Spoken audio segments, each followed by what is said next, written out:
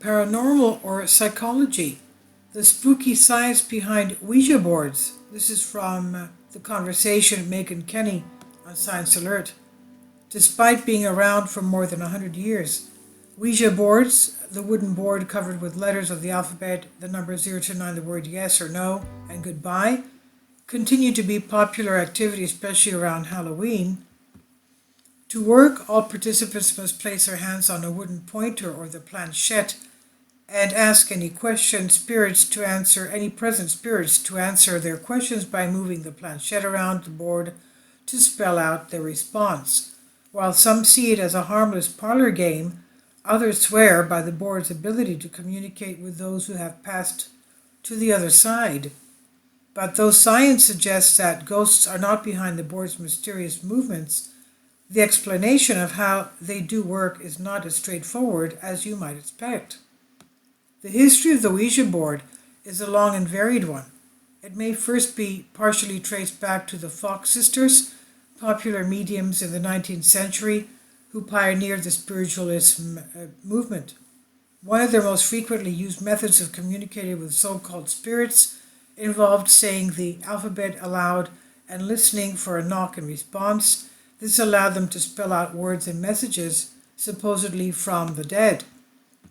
This method captured the public's imagination but was quickly frustrating. People wanted to be able to communicate with spirits as quickly as they were able to communicate with people using new technology such as the telegraph.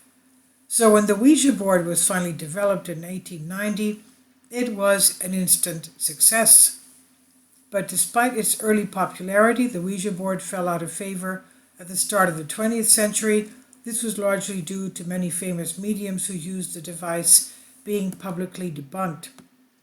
Even the Society for Psychical Research moved away from the spirit communication towards other paranormal phenomena such as extrasensory perception, the ability to send and receive information with your mind, and haunted houses.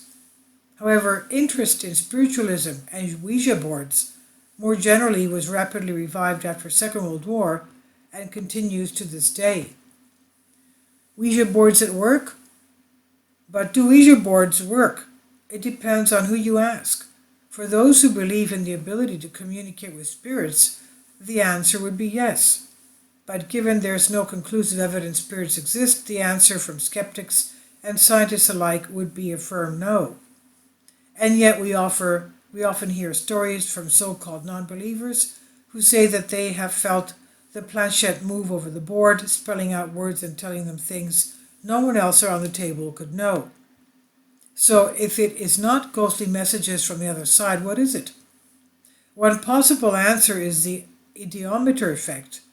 The term ideometer stems from idea, an idea, and motor, muscle activity, suggesting our movements can be driven by our thoughts.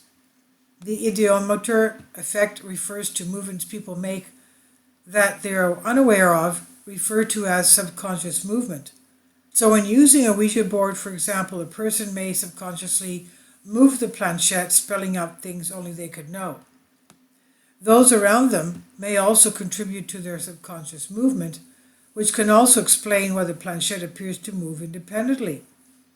This effect may explain a variety of other paranormal phenomena as well, including automatic writing and dowsing, a type of pseudoscience which uses a Y-shaped twig or metal rods to find the location of buried objects such as water or oil. Another explanation, which is also linked to the ideometer effect, is related to our sense of agency.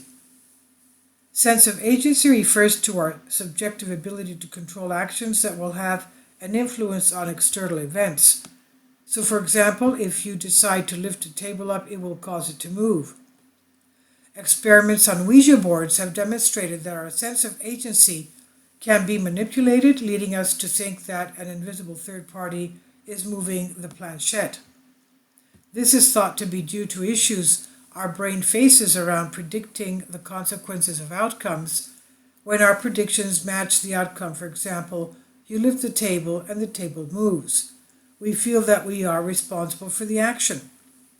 But if we feel the actual outcome does not match with how we expected things to turn out, then our sense of agency decreases, and it's possible that in the context of a seance, we may instead attribute this movement to as coming from an external source. A third factor to consider is emotional contagion. We know that shocking, highly emotional events can lead to witnesses nearby catching those emotions. This was thought to be a prevalent factor in the witch trials of Salem and Europe. So, when using a Ouija board with other people, the excitement of the highly charged environment may make it easier for us to start to empathize with those around us. This may see us pick up on their fear and anxiety, making it more likely for us to think the planchette is moving on its own. It's possible then to see that a combination of factors, the ideometer effect, a manipulated sense of agency, and emotional contagion, can all combine to convince people that the planchette is moving and spirits are speaking to them. But given how difficult it is to replicate the social setting in which most people use Ouija boards in a lab, we can't say with complete certainty that these factors alone explain what actually happens when we place our fingers on the planchette and call to the spirits to share their knowledge.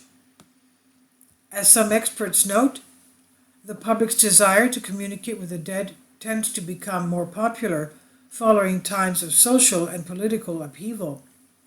Given the present social, economic, and political climate, including COVID-19 pandemic, ongoing war in Ukraine, and the cost of living crisis, it's entirely possible that we will see a return to the seance room of the Victorian era, or at the very least on TikTok. This is by Megan Kenny, Senior Lecturer in Psychology, Sheffield Hallam University, published on The Conversation, Creative Commons. This is on Science Alert. Please leave your comments and thank you for your support. Kindly support my Patreon account. The daily posts are 5 videos daily, and they are totally different from what I have on my YouTube channel. Thank you so much for your support and that you find all my content so interesting. You'll find the Patreon account details in the description box below.